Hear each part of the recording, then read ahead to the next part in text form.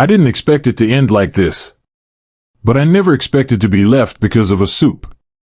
Maya, I called out, my voice catching on the last syllable as she grabbed her coat from the back of the chair. The kitchen felt cold, the smell of radish soup lingering like a bitter reminder of everything we had become. Where are you going? She didn't look at me. She didn't need to. She had been looking away from me for months, for years, maybe. Her eyes were filled with something I couldn't place. Disappointment? Hatred? Or was it just exhaustion? Her finger traced the zipper of her coat, as if the simple act of leaving had already been decided for far too long.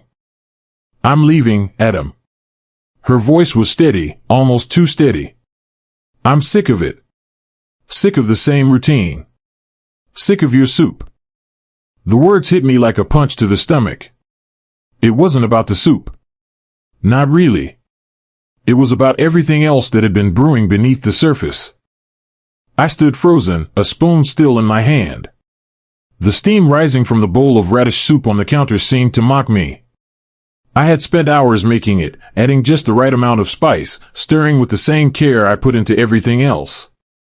It was all I had. And she was leaving over it.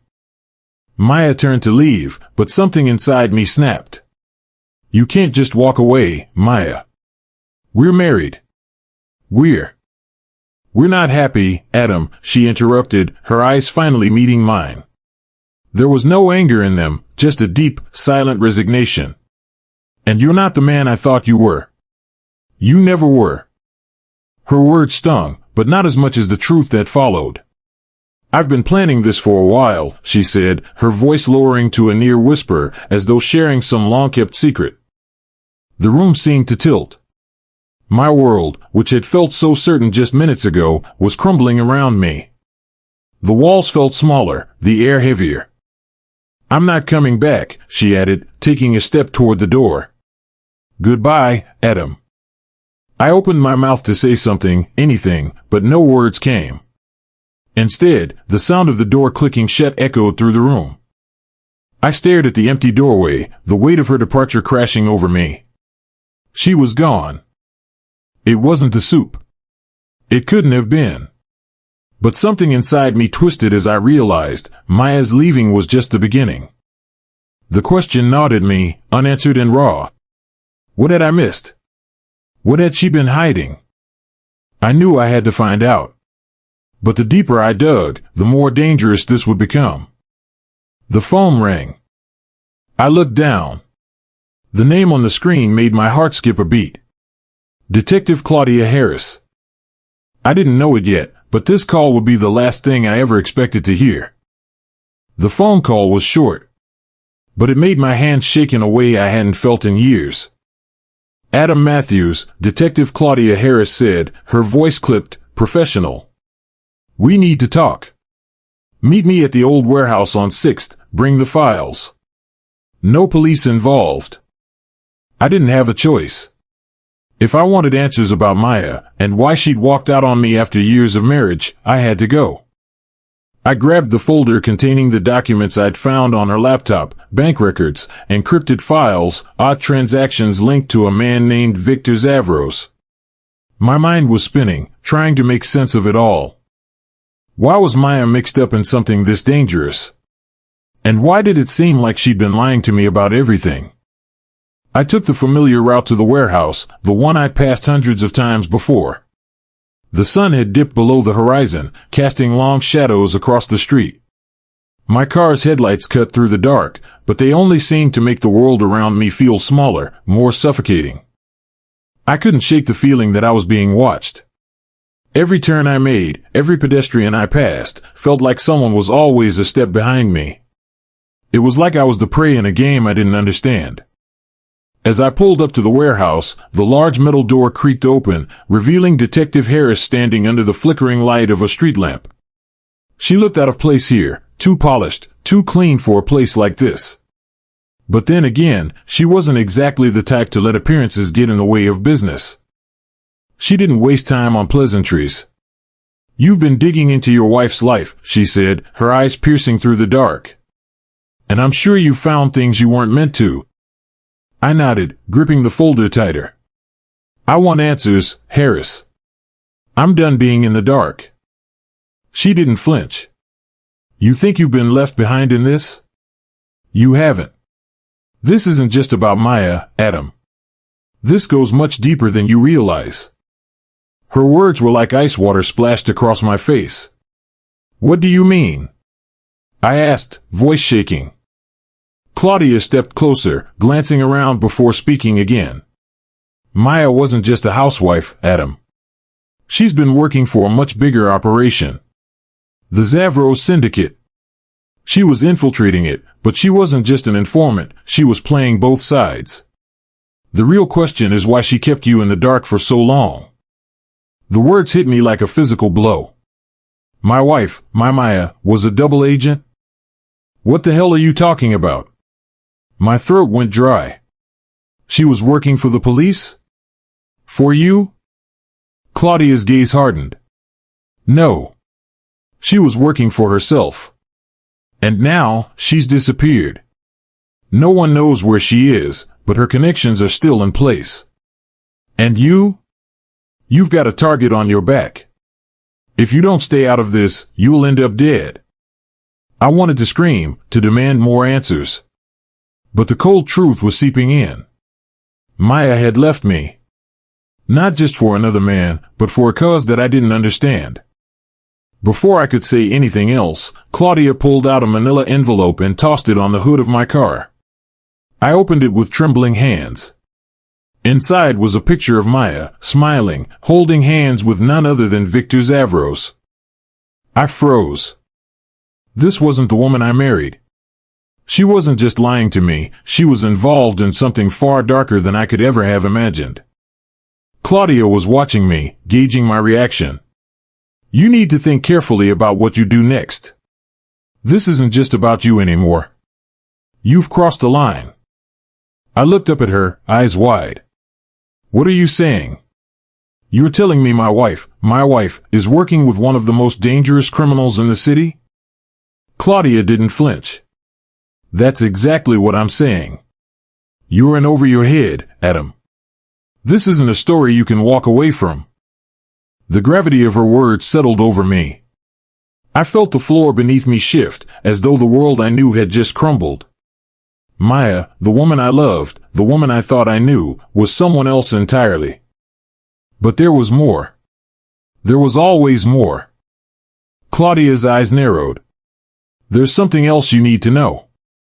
Maya isn't just missing. She's planning something. We've tracked her phone to a location outside the city. She's about to make her move. Make her move? I repeated, feeling like the room was closing in on me. What are you talking about? I don't know yet, Claudia admitted. But I know it's big. And if you want to stay alive, you need to stay close to me.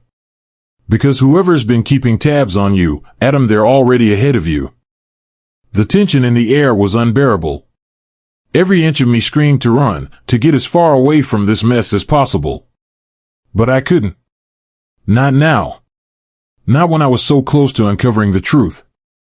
I looked at her, my voice barely a whisper. So, what now? Claudia's lips curled into a cold smile. Now, we wait. But waiting felt like a trap. Every second that ticked by only added more weight to my chest. The sound of tires screeching in the distance made my heart stop. I glanced up, but Claudia had already turned her back, her face hardening as she prepared for what was to come next. You need to stay close to me, Adam. Things are about to get much worse, she said over her shoulder, voice low. Before I could respond, the low hum of an engine cut through the stillness of the night. And then, the gunshots rang out. The gunshots echoed, sharp and brutal, tearing through the night. I froze. Claudia didn't even flinch. The sound of screeching tires and the hiss of air brakes filled the void that followed. I couldn't think. My heart was hammering in my chest, but I had no time to feel the panic creeping in. I ran. Claudia! I shouted, but she was already moving, her silhouette disappearing into the darkness. I sprinted after her, adrenaline surging through me, my footsteps pounding against the cold pavement. The smell of oil and gasoline filled the air as the warehouse doors behind us slammed shut, the chase beginning in full. Every corner we turned, I could feel the presence of someone, lurking in the shadows. Eyes on me. Watching. Following. To live in the shadows is to understand what it means to be hunted. I didn't know who the hell was after me, but I was learning fast. This wasn't just about Maya anymore. It never had been. It was about something much bigger, something far more dangerous. The streets blurred as I sprinted, my breath coming in short, ragged bursts. I could hear Claudia's boots against the concrete, but she wasn't stopping, wasn't slowing down. She was the one leading this madness, and I had no choice but to follow. We rounded a corner and then, nothing. No sound. No pursuit. The street ahead was empty, eerily quiet. Where are we going? I asked, trying to catch my breath, my voice tight with frustration. Claudia didn't answer. Instead, she pulled a piece of paper from her coat pocket and handed it to me. It was a map. A location. A set of coordinates. This is where Maya is, she said, her voice cold, her gaze fixed on the dark street ahead. You need to get there before they do. Before it's too late. Before who does? My mind was racing, but I could barely keep up with her. What the hell is happening? Claudia's jaw tightened. There's more to your wife than you realize. There's a reason she's been involved with Zavros. And now, Adam, you've been dragged into a war. A war you weren't supposed to know about. A war. It felt surreal. Maya, my wife, my partner, was she really involved in this? I thought I knew her. But that was before the bank records, the strange transactions, and now Claudia telling me it was all part of something much bigger. I grabbed the map, my fingers trembling. What's the plan? What do I need to do? Get in. Get out. And don't ask questions, Claudia said, already walking toward a car parked across the street. We don't have time for mistakes. I hesitated. Everything in me screamed to run. To get the hell out of this mess. But I couldn't. Not when Maya's life, and maybe my own, was on the line. I had to trust Claudia. For now. We drove through the city, the silence between us thick with tension. The streets were empty, save for the occasional figure moving in the shadows. The lights of the city reflected off the wet pavement, creating a ghostly glow that seemed to follow us no matter how fast we went. Claudia's eyes flickered to the rearview mirror every few seconds. I wasn't sure if she was checking for someone tailing us or if the habit was just instinct at this point. We're not alone, she said suddenly, her voice flat. They've been watching us. Waiting. My pulse quickened. Who? The police? No. Worse. I turned to her. Worse? What the hell is worse than the police? She didn't answer, her eyes fixed on the road ahead. But the unease was palpable. I could feel it crawling under my skin, a creeping sense that no matter how fast we drove, we weren't going to outrun whatever was coming for us. The car stopped in front of an abandoned building on the outskirts of the city. It looked like something out of a bad dream, dark, decaying, its windows covered in grime and dust. Claudia got out first, moving with purpose, and I followed, my heart pounding in my chest. Every instinct screamed that we were walking into a trap, but I couldn't turn back. Not now. Not when I was this close to the truth. We reached the door, and she stopped. This is it. Maya's in there. I nodded, swallowing hard. The air felt heavy, suffocating. Claudia reached for her gun, her eyes narrowing. Get ready. Whatever you think you know, forget it. The truth is far darker than you can imagine. I tried to steady my breath, my hands suddenly slick with sweat. You're not telling me everything, are you? No. But you'll understand soon enough. The door creaked open, and we slipped inside, the dim light from the street filtering through broken windows. I could hear the faint sound of voices echoing in the distance, but they were too muffled to make out. I took a step forward, my senses on high alert. Every shadow, every noise felt like it was closing in on me. Suddenly, the unmistakable sound of footsteps echoed from behind us. They were here. I spun around, but before I could react, a figure emerged from the darkness. Adam Matthews, the voice said, calm and deliberate. We've been waiting for you. It wasn't just a voice. It was a warning. And then, I saw him. Victor Zavros. Victor Zavros was standing right in front of me. His presence felt like the temperature had dropped 10 degrees in an instant. He wasn't just tall, he wasn't just intimidating. He was the kind of man who commanded every room he entered. Every breath felt heavy as he sized me up, his eyes like steel, cold and calculating. I couldn't move. Part of me wanted to turn around and run. The other part was frozen, incapable of doing anything but stand there and face the man who had just sent my life spiraling into chaos. Adam Matthews, Victor said, his voice deep, slow, measured. I was wondering when we'd finally meet. You've been digging into things you shouldn't. And now? Well, now you've caught my attention. The tension in the room was suffocating. I could feel the walls closing in. My hands were clammy. I needed to think, needed to act, but all I could do was stare at the man who, for reasons I couldn't understand, seemed to have orchestrated every move I made over the past few days. Claudia stepped forward, her hand resting on her gun. Stay calm, she whispered. He's not going to hurt you. Yet. Not yet? I repeated, my voice trembling despite myself. What the hell is going on, Claudia? Victor chuckled softly, the sound echoing in the dark space like a warning bell. You don't even know, do you? You've been chasing shadows, Adam. You think this is about your wife? About Maya? It's not. It never was. I swallowed hard, every instinct telling me to run, to get as far away from this man as possible. But there was something in his gaze that rooted me to the spot. Tell him, Claudia, Victor said, his voice almost casual. Tell him why he's really here. Claudia's gaze flickered for a moment, her fingers twitching toward her gun. She took a deep breath, then spoke with surprising calm. You're here because Maya's not just missing. She's part of something bigger. Something dangerous.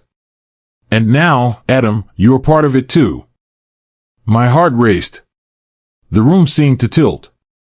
What are you talking about? I asked, trying to steady my voice. You said she was working for the police. She's working for herself, Claudia interrupted, her tone sharp. Maya was never loyal to anyone but herself, Adam. She wasn't an informant. She was planning something, and we were too late to stop her. But you? You can stop this. Victor laughed again, a dark, twisted sound. Stop it? Adam, you're in way over your head. This isn't something you can just walk away from. It's too late for that. The moment you started snooping around, you became a liability. I could feel the blood drain from my face. A liability? What do you mean? What have you done with her? Victor's eyes narrowed, a dark glint flashing in them. You're asking the wrong questions. You think Maya is the key to this? No. She's a piece of the puzzle, and you, Adam? You're the missing piece. We need you to understand. We need you to help us finish what she started. I couldn't breathe. I couldn't think. Everything I knew about my wife, about my life, was being ripped apart in front of me. Victor stepped closer, his presence overwhelming. He reached into his pocket and pulled out a flash drive, holding it in front of my face. This, he said, is what she was after. The information she stole. The people she was working with. If you want to know where Maya is, if you want to save her, you'll do exactly as I say. Claudia stiffened at his words. She wasn't telling me everything. I could see it in the way her eyes darted to the side. She wasn't on my side. Not entirely. I'm not working for you, I said, my voice cold. You can't make me. Victor's lips curled into a smile, but it wasn't a smile that reassured me. It was the smile of a man who knew how to control every situation. I don't need to make you. You'll come around. You already are. He handed me the flash drive. I hesitated, but then the gravity of the situation hit me. Maya was out there, lost, tangled in something far beyond what I had ever imagined. If there was even a chance I could save her, I had to take it. I took the flash drive. My fingers trembled, but I couldn't let him see that. I turned to Claudia, my mind spinning. How do I find her? What do I need to do? Claudia shook her head. You don't get it, Adam. This isn't about finding her anymore. It's about surviving. Everything's changed. The world you thought you knew? It's gone. And it's coming for you. Victor's eyes flashed, as if he were daring me to make a move, daring me to defy him. I could feel it in the air, the tension, the threat hanging like a storm cloud above us. Every instinct told me that if I didn't comply, I'd be dead before morning. Just as I was about to speak, I heard it. The low rumble of engines, the sound of cars pulling up. The sharp sound of boots hitting pavement. Victor's face changed. The confidence, the smugness, it vanished, replaced with a cold, calculating focus. They're here, he said, voice low and dangerous. Before I could react, Claudia grabbed my arm and yanked me back into the shadows. You're not safe, she whispered, her breath quick. No one is. I could feel the darkness closing in, the walls pressing tighter. And as the footsteps grew louder, the inevitable conclusion hit me. There was no way out. The alleyway was cold, darker than usual, the dim lights from the street above casting long shadows on the wet pavement. I couldn't shake the feeling that someone was watching me. The hairs on the back of my neck stood up, the kind of feeling you get when your instincts scream danger but there's no immediate threat. Keep moving, Claudia urged, her voice low but firm. She was walking ahead, her pace quick and deliberate. I followed, my thoughts spiraling. Maya. The flash drive. Victor. My mind kept coming back to the same things, like a record stuck on repeat. You have no idea what you're involved in, she'd said. She was right. I had no idea. As we rounded the corner, Claudia stopped abruptly. Her body stiffened, and she placed a hand on my chest, forcing me to stop. What's going on? I whispered, voice tight with tension. A faint sound of footsteps. Approaching. Not now, Claudia muttered, pulling me toward the door of a rundown building. The cold metal creaked as she pushed it open. The dim, flickering light inside barely illuminated our path, and I could hear the echo of footsteps getting closer. I stepped in behind her. Claudia, I don't know what you expect me to do, I hissed, my voice catching. You tell me Maya's involved in something huge, that I'm a part of it, and now. She turned abruptly, her expression unreadable. Listen, Adam, she said, her voice harsh. Everything you thought you knew is a lie. Maya isn't just running. She's involved in something bigger than either of us.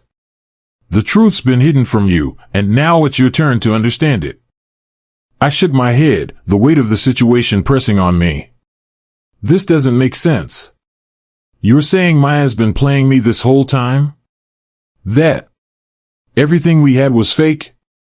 The words came out harder than I expected. Claudia didn't flinch. You think I wanted this for you? I'm not here to hold your hand. I'm here to make sure you don't get yourself killed. I opened my mouth to respond, but a sudden sound cut me off. A door slammed shut somewhere in the building above. My pulse quickened, my breathing shallow. It wasn't just a door. It was the sound of someone moving, someone who had just arrived. Someone's here, I whispered, feeling a chill run through my veins. Claudia's eyes hardened, and she motioned for me to follow her. The deeper we moved into the building, the more I felt like we were being hunted. Every shadow, every creak of the floor, felt like a warning. We need to keep moving, she said. They know we're here. We're out of time. As we continued through the maze of halls, my mind raced. Who was following us? Who was it that Victor had been working with? And why had Maya left this trail of destruction? There were too many pieces to the puzzle, and none of them made sense. I could hear voices now. They were close. Too close. Claudia, I whispered urgently. What is going on? Who's coming for us? But Claudia didn't answer. She was too focused on moving. I wasn't sure whether that was a good sign or not. We reached the end of the hall. The door ahead led outside, freedom. At least, it should have been freedom. But there was no way we were getting out that easy. She grabbed my arm, pulling me back into the shadows just as the door behind us opened. Heavy footsteps echoed in the corridor. I could hear them coming, 3 or 4 men, judging by the pace. Stay down, Claudia whispered, her grip tight on my shoulder. She pushed me further into the shadows, ducking low, her body pressing against the cold wall. I could feel my heart pounding in my chest. It wasn't just fear anymore, it was adrenaline, the raw instinct of survival. What now? I muttered. They'll pass, she said quietly. But we need to stay here until we know it's safe. I didn't understand how she knew. But I trusted her. In a situation like this, I had no choice. Minutes passed. The sound of the footsteps faded, but I didn't dare move. The silence was so thick, I could almost feel it crushing my chest. Finally, Claudia exhaled. They're gone, she said, standing up. I followed her, stepping carefully out from the shadows. The tension was still heavy in the air, but it wasn't the same as before. Now, it was different, like something was shifting beneath the surface. Something was coming, and I couldn't tell if it was fate or if I was already in too deep. Claudia turned to me. You're about to find out everything, she said, her voice low. And you won't like it. I felt a cold wave of dread wash over me, the weight of her words sinking in. Whatever was ahead, whatever the truth was, I wasn't ready. But I had no choice. It was already too late. And then, as the door at the far end of the hallway opened, I heard a voice, one I recognized instantly. Maya? I froze.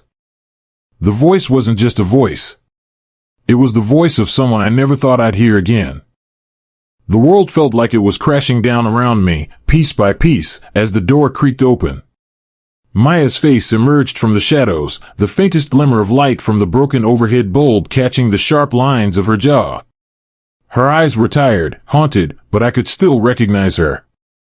I had spent too many nights staring at those eyes, the ones I thought I knew better than my own reflection. Adam, she said, her voice almost a whisper, but it carried the weight of everything. You don't understand what you're walking into. I felt a lump form in my throat. The knot that had been tightening in my chest for days now felt like a noose. I could barely catch my breath. Maya, I began, stepping forward. My mind raced, a whirlwind of confusion and anger. What the hell is going on? I've been chasing shadows for weeks. I don't even know who I'm supposed to trust anymore. Her eyes flashed with something, regret, before she glanced back over her shoulder. The shadows in the corridor deepened. I didn't want this for you, she continued. None of it. But once you knew, there was no turning back. I swallowed hard, my pulse pounding in my ears. Turning back from what? The truth hit like a freight train. I realized then that I had been led into a trap, a maze of lies woven so tightly around me that it was impossible to see the exits. But I wasn't stupid. I knew better now. Maya. What did you do? Her lips tightened, and for a moment, she said nothing. I could feel the walls closing in. I didn't want to hurt you, Adam, she whispered, but the words felt empty. The tone, so cold, made it clear she had no intention of explaining further. But you have to understand that sometimes, to protect the ones you love, you have to make sacrifices. My breath caught in my throat. Sacrifices. How many lives had she destroyed to protect herself? I took a step back, the implications of her words sinking in like shards of glass. She was a part of something bigger, something I couldn't yet understand, but I would. I had no choice now. Before I could speak, a distant voice echoed from the darkness behind Maya. A low, familiar voice. One I would never forget. Adam. We need to talk. Victor. The one person I never thought I'd see again, the one person I thought was dead. The same man who had set the entire thing in motion, the one whose actions had almost destroyed everything. And now he was standing there, his hands raised in mock surrender, a grin spreading across his face. Don't look so surprised, he said, stepping forward into the dim light. His eyes locked with mine, and the weight of everything, every betrayal, every moment of confusion, every twist, hung between us. You, I gasped, struggling to find my words. You. How? He chuckled, a low, dark sound that made my stomach churn. Surprised, aren't you? Well, I've always been good at keeping my secrets. And you, Adam. You're just another pawn in a game you don't understand. I clenched my fists, my entire body trembling with the need to act, to do something. Anything. But the truth hit me. Hard. Victor had orchestrated everything. Maya had been his accomplice, his tool, the person he had manipulated from the start. All of this was part of his plan. Why? I managed to croak, my voice raw. Why me? Why Maya? Victor's smile widened. Because you were always too trusting. You never asked the right questions. And Maya, she was too far gone, blinded by the same lies I fed her. She didn't realize she was just as expendable as you. I stood frozen, my mind reeling. All this time, I had believed in a lie. The love I thought I had, the connection, it was nothing more than a well-crafted illusion, a cover for a game far bigger than either of us could have imagined. You know, Victor continued, almost casually, they say the greatest trick the devil ever pulled was convincing the world he didn't exist. But I don't need to convince anyone. I just needed you to believe in the lie long enough for me to get what I wanted. My hands shook as I clenched them harder, the fire of betrayal igniting something deep inside of me. You'll never get away with this, I spat. You can't. You're finished. Victor's laugh echoed in the empty hallway. Oh, Adam. You've already lost. Everything about him screamed control. He had orchestrated everything from the shadows, pulling strings with the kind of precision that left no room for error. But as he stepped closer, something in me snapped. I couldn't let him win. The light overhead flickered, casting momentary shadows over his face. In that split second, everything aligned in my mind. Every decision, every wrong turn I had made, it all led here, to this moment. And now, I could end it. Without thinking, I lunged forward, grabbing a piece of metal from the nearby crate. The movement was almost instinctual, driven by anger and desperation. I swung the rod with everything I had, hitting Victor square in the chest. He staggered back, surprised but not defeated. You'll never win, Adam, he hissed, his eyes darkening. I knew then what I had to do. With a sudden rush, the walls around me seemed to fall away. The truth about who I was, about what I stood for, became clear in a way it never had before. The decisions I had made, the choices that led me here. They didn't matter anymore. I had taken control of my own fate. You're right, I said, voice steady. I may never win. But I'll make sure you lose. The final twist came not with a punch, but with a whisper in the dark, a promise made and kept. And in that moment, I realized, sometimes the truth is the hardest thing to face, but it's the only thing worth living for. As the silence enveloped the room, I walked away, knowing I had finally broken free. For good.